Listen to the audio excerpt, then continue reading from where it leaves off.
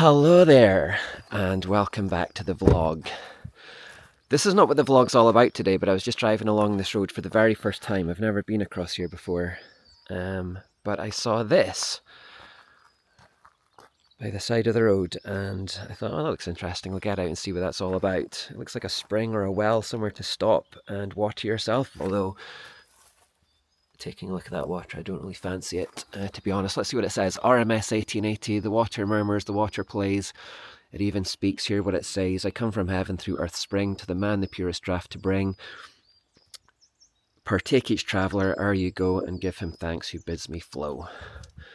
So yeah, it looks like this is a very old road, a sort of pre-car age road where they would have come past with their horses and carts, and that would have been a place to water them.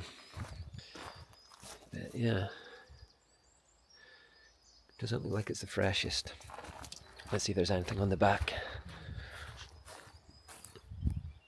No, there's not. So yeah, it's just interesting. Oh, there's a bench as well.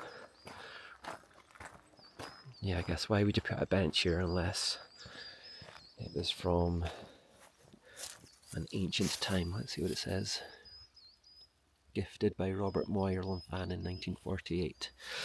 Well, that kind of gives away where we're heading to, because down that road is a place called Lumphanan, and it's got a very important significance to Scottish history, which I will reveal in a little bit. Let's get back in the car. I should put my jacket on, it's absolutely freezing. I'm going to get back, oh no, first I'm going to take some photographs, and then I'll get back in the car, and we'll be on our way to Lumphanan.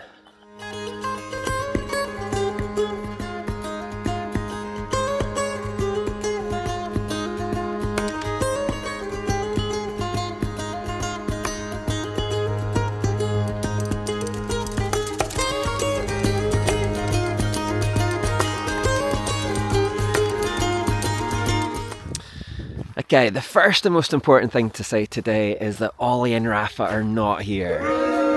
I know, it's a disappointment. They're not here today because we're going to be around a lot of main roads, I think, and probably a lot of livestock, maybe a lot of sheep, so I thought this would not be the one for them. But they will be back for the next one, so don't worry about it. So today, the first thing that we're going to look at is the peel ring of Lumphanan. So, this is actually an earth mound made by human beings, which is kind of remarkable when you see the size of it, that human beings managed to do this, because they did this in the 1200s. So, just with manpower and shovels and things like that, they built this peel ring. We're actually standing in the moat. This is actually where the moat was. And we can read about it. Actually, you can see what it looks like on this sign. So that's what it used to look like. There would have been this kind of wooden fence around the edge of it, some buildings in the middle. It was a kind of castle, but not really. Let's read what it says. It says, the mound in front of you was once the castle of the De London family, known as the Durwards or Doorwards of the royal court. The natural mound was fortified around 1250. The castle witnessed dramatic events before it fell out of use in the early 1300s. And this is the key part. This is why it's important, because not much is known about this, but it is known in 1296, England's King Edward I was winning the War of Independence. He toured Scotland extracting promises of loyalty from humiliated nobles. On 21st of July, he came here to receive the pledge of John Melville. The brightly coloured banners of Edward's household knights proclaimed their noble descent. So, Edward I, aka the Hammer of the Scots, aka Edward Longshanks, aka the baddie from Braveheart. He came here in 1296, the 21st of July, in order to extract a pledge of loyalty from the nobles who lived here, the Durwards. And we're actually walking through the moat right now. This is the entryway. We walk up the side of it. Again, it's kind of incredible to think this was all made by human beings without any machinery, without any diggers. But when we get to the top, as you can see, there's not much here. It's literally just a mound of earth. But still impressive, no?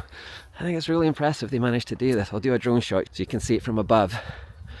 The only thing that's kind of remaining is this outline of a house that was built in the 1400s. This is the site of Hatton House, a modest stone terrace residence, built on the ancient castle mound in 1487 by Thomas Charteris of Kinfauns, abandoned by the 18th century. So yeah, I'll show you from above what it looks like. And you'll get a better idea from up there of the moat around it. I hope it's not too windy again. I can feel the wind getting up a little bit. So yeah, you can see the moat around it. You can also see the outline of where the house was. I love that a guy just decided, I'm going to build a house on top of this. And he just went ahead and did it. And then over this side, we're going to see where the curling pond is. Because later on, in the 19th century, in the 1800s, they turned this part of the moat into a curling pond, and you can just see the outline of it. And all the villagers would come here back in the day, and they would do their curling. We've also got a sign here that tells us about it. I love a sign. Curling pond. In the bottom of the medieval ditch in front of you is a flat rectangle of ground defined by a low bank dating probably from the 19th century. In the winter, this was allowed to fill with water. Once the water had frozen, people from the neighbouring village and farms used it for the sport of curling. Okay, so that is the peel ring of Lumphanan, but that's not actually why we're here today. That was just a little bonus extra. The reason that we're here today is because we're on the trail of King Macbeth. So Macbeth was a real king. Of course, he was made famous by Shakespeare. It's one of the most famous Shakespearean plays. I actually had to study it at school, but I've got to confess, I can't remember a thing about it except that it starts with witches. And does he kill Duncan? I think he might kill Duncan, although apparently Shakespeare did him dirty and he wasn't quite as bad as what the play makes out. Not that I can remember. But there's a lot of stuff that happened around here with the real Macbeth, and just over the road there is where he was killed. So we're going to get... actually, we'll not get back in the car, we'll just walk over there. And I will tell you a bit about Macbeth and what happened here. Okay, let's talk about Macbeth as we walk over to where he was killed and beheaded. So Macbeth was the King of Scotland from 1040 to 1057 for 17 years. But he had a rival for his throne called Malcolm, and they had a battle in Perthshire in a place called Lumphanan, which I've never been to actually, and I'd quite like to go. So I might do that in a future vlog. There's quite a lot of things around there that look quite interesting, so I'll have to pop down there at some point. But he was in a battle with Malcolm and the forces of Malcolm, and Malcolm was winning. And when it became clear that he was going to lose, Macbeth fled the scene with a few of his soldiers, a few of his guards, and they started to flee north. Malcolm pursued him, along with some of his men, and they got as far as this place, Lumphanan. And at this point they had to stop. Macbeth had to stop to rest his horses and water his horses and get refreshments. They were getting tired. And that was their fatal mistake, because when they stopped here, they were overtaken by Malcolm and his troops. And they captured him, and they sort of dragged him across to this place over here.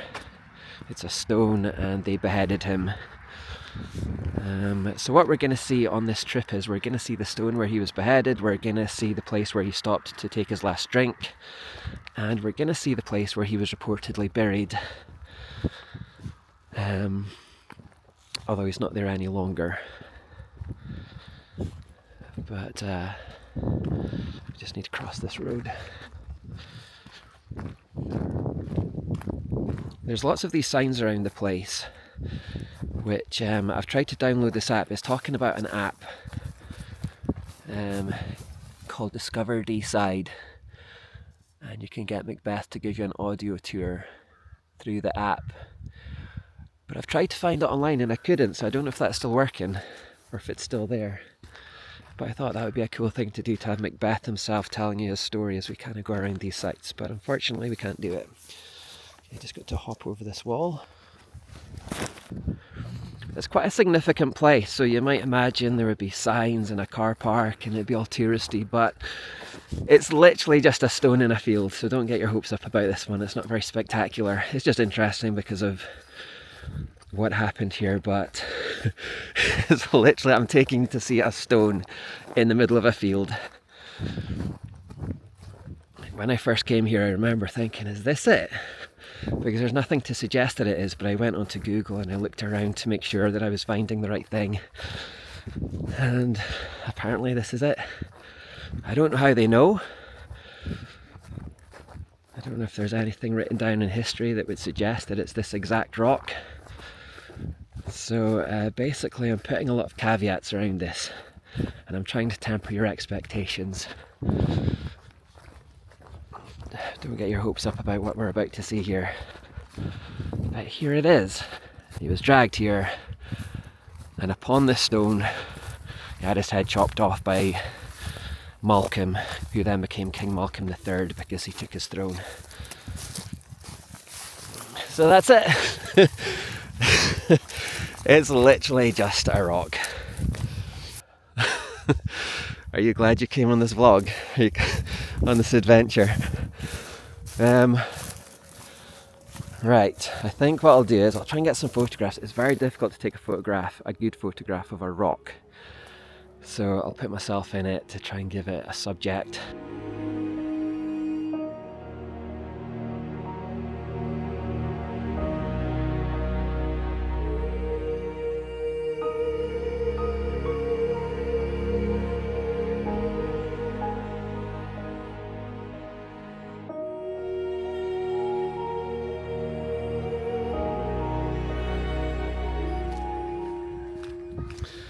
Okay, this is us heading back to the car, and there's the peel ring again.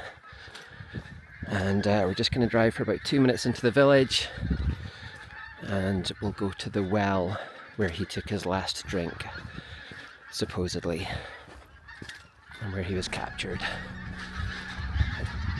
Those geese are noisy today.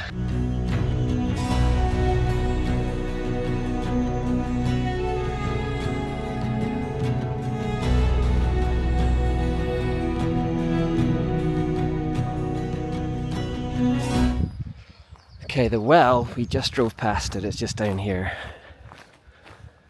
There's some more snowdrops, I love it. More signs of spring. But the well, Macbeth's well, is just here on the left. Again, I'm not sure how they know that it was this well. Maybe it was the only one available at the time, so they've just put two and two together.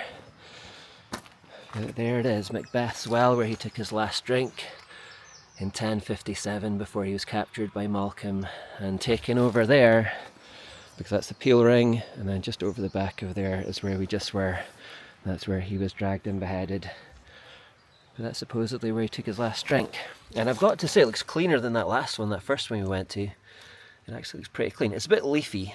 And then there's this, which I guess there would have been a cup on the end of that, and they would have used it to scoop and take the drink.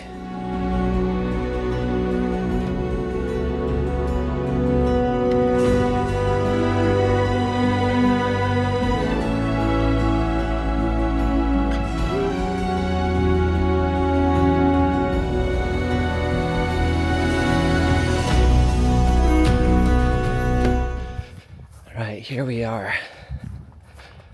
We're getting close. In fact, you can see it from here. It's that circle of trees. There's some sheepies out in the field. I hope they don't mind me intruding. I spoke to the owner of this field the other day, and she said it was fine to come in here as long as gates were closed and such like. But this is the reason why it wasn't a good idea to take Ollie and Rafa today, because they would have gone nuts if they saw the sheep. These are quite bold sheep. Normally they run away. These ones are just kind of looking at me like, can we help you? But this is where Macbeth was buried. This is the cairn. And they did actually find, I think they dug around here in the 1800s, 1885, is that the date they came, and they dug around here and they found a cyst with human bones in it. In there. So I think the bones were taken away, and they might be in Iona now, because that was the traditional resting place of Scottish kings. I think Malcolm's maybe there as well, the guy that killed him. I think they're both there at Iona Abbey. Here's a bit of graffiti on the trees. JR 1962, I think that says. So people have been coming up here for a long time, and probably well before that as well. These sheep are so chill, I can't believe it. Why aren't they running away?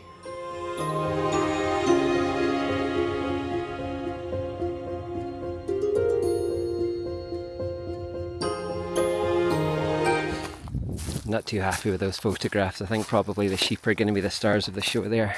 It's very tricky to get a good photograph of a stone circle or a cairn.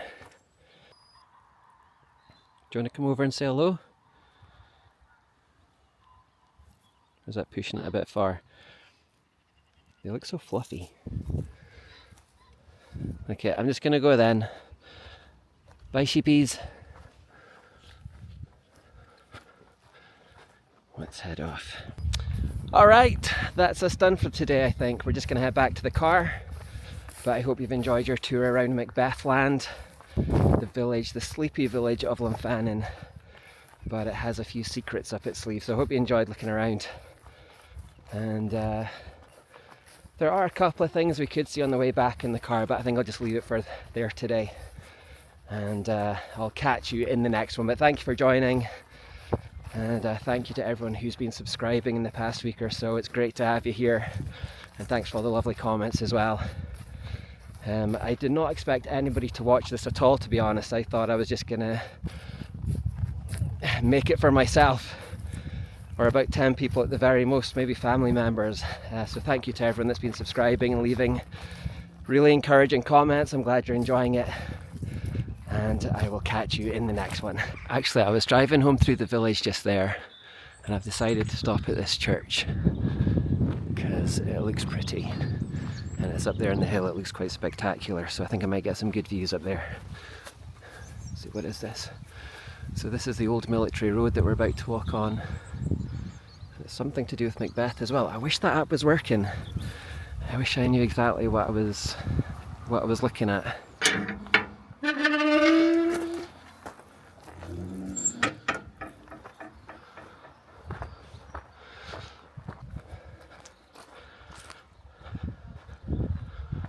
I'll get a view over the whole village up here.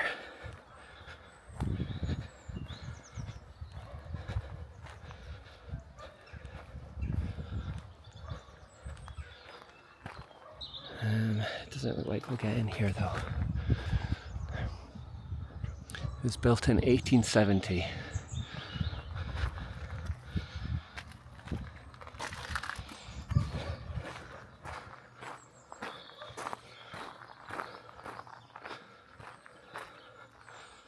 Alright, we won't get inside. But I'll try and get some photographs of around this area and then I'll head home. I just thought it was worth coming up here and checking this out to see what it was. It's a pity we can't get inside.